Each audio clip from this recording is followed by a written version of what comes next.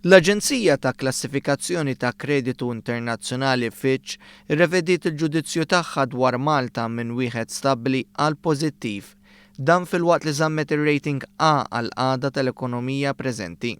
Fl-aħħar rapport tagħhom l-analisti ta' Fitch irrimarkaw li l-iktar riżultati li spikkaw kienu dawk tal-qasam tal-finanzi tal-gvern, fejn id-dejn nazzjonali niżel għal 63.9% tal-prodott domestiku gross fl-2015 minn 67.1% fl-2014.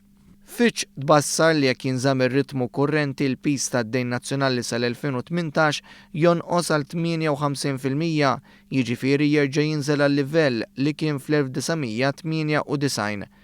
Skont Fitch, ir-raġuni ewlenija għal dan it-tnaqqis fil-pis tad-dejn huwa t-tkabbir ekonomiku b'saħħtu u l-konsolidazzjoni fiskali tal-gvern. Ir-rapport bassar li d-deficit sal-aħħar tas-sena mistenni jinżel għal 0.9% tal-prodott domestiku gross u sal-aħħar tas-sena d-dieħla għandu jkompli nieżel għal 0.8%.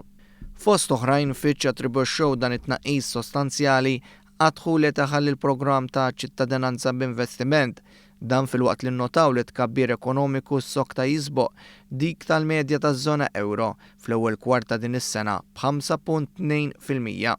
Għas-sena d-dieħla huma konfidenti li d-domanda domestika b'saħħitha mistennija twassal għal tkabbir ta' 3.6%.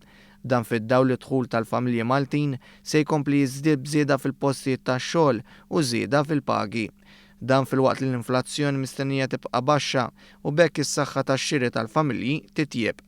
Fost l-oħrajn l-Aġenzija faħret ir-riforma fil-pensjonijiet li mistennija ttejjeb is-sostenibilità tal-pensjonijiet, ir-riformi strutturali li jtejbu l-ambjent tan-negozji Maltin u l-kompetittività tagħhom u l-proġetti fil-qasam tal-enerġija li qed ikabru l-ekonomija Maltija.